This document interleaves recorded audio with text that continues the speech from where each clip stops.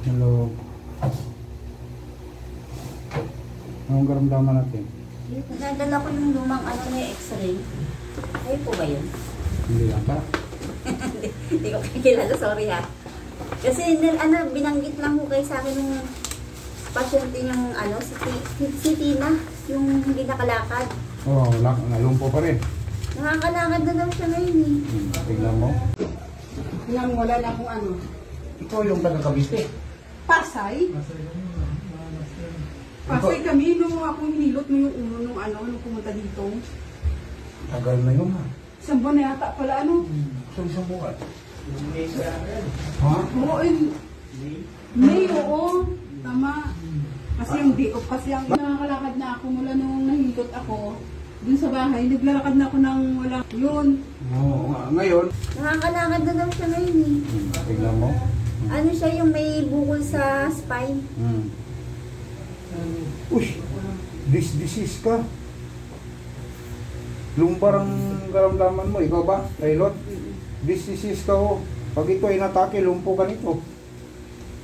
Tapos silutin mo yan para yung mga ugat dyan na naipit, lalabas sila. Ganun yan. Ang kairo, pag patunog, pak! O, ulo mo, pak! O, tapos na. Paulit-ulit nga, pabalik-balik. Saan ka nagpakairo? Doon sa mga Amerikano? Foreigner. Oh, Amerikano sa North Singilan yan, 4,000. Nag-ano na rin ho ako kay Elizabeth Urong, pasyente na rin ako. Acupuncture. Acupuncture sa kanya. Karayom, oh. Anong umusta yung saan bang ngayon ang iniinda mo? Hirap ka maglakad? Nagmamanita ko lagi, pinupulikat ako, tapos may time na nanghihina ako. Paparamdam ako ng panghihina, madalas. Tsaka lumiit din yung mga legs. Mamulikat ka man yan. Maglakad ka, mamulikat. So makaganap ka ngayon ng upuan. Sumusuray pati ako, minsan. Oo, gumaganon ka kasi mamulikat ka eh. Sumasadsad ako pag naglalakad ako eh. Oo. Sabi ko nga sa'yo, kung hindi kasi yung mga kairo nakatulong sa'yo in order to prevent sa imong pagkalumpo mo. Pero papaluwagin man, luluwagan, ito, spine mo, pag tunog, pop! O, luluwag, nandun yung ugat, iba lumuluwag. Ganun lang, nakaipit pang ugat. O, hindi man nila hinilot yan, ganun lang. Pag matagal, gagalaw ka na naman. Tsaka yung tagal ko na pagkakaroon. Gagano naman, kakagat naman. Kasi ang tawag dito, nagpo-computer ako. Minsan higit itago ng oras. Ilang taon na yung karamdaman mo? 25. Ilang taon na ako na ganito, 25 lang ako na ganito. 25 na ako ngayon. Oh! Sobrang tagal, dami na namin napunta. Matagal na yan, Masakit ligod. Sobrang laki na rin ang gastos namin, nasa bilhin na.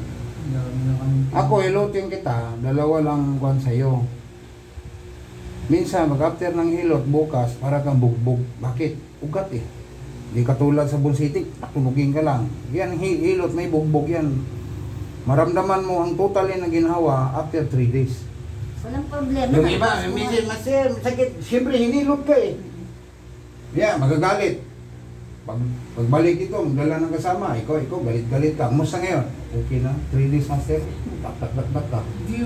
Katapos ang hilot. Pag tungkod mo yan, lumakad na. Oo. Ano ito yung Okay na. Hindi yung ano mo nga, hindi nakakalakad yun eh, yung pumunta sa'yo dito. Oo, alam ko yun. Kuhan yun, naka-walker yun. Oo.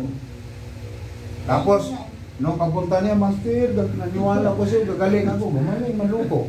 Oo. Kasi ang nakakalakad na ako mula nung nahilot ako. Dun sa bahay, naglalakad na ako ng wala. Yun. Oo, ngayon, ilang Bawal din. 54, 56 ang init doon. Dito, 40 na. Kaya nga.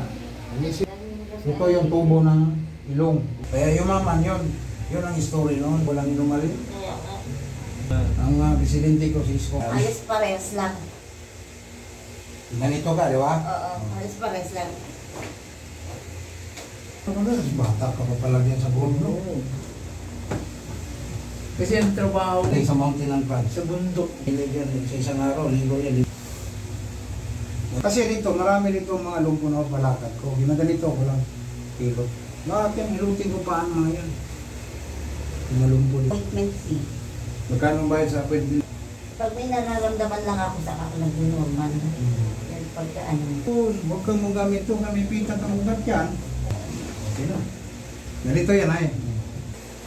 Parang medyo ano, lumog-log ang pakiramdam. Ano na pag paglakad mo yun, may paglabas. Iba pa yung pag- Kadalasan dito, pag nalabas yan, wala na siyang alam, lumabas pa. Sobrang ginawa.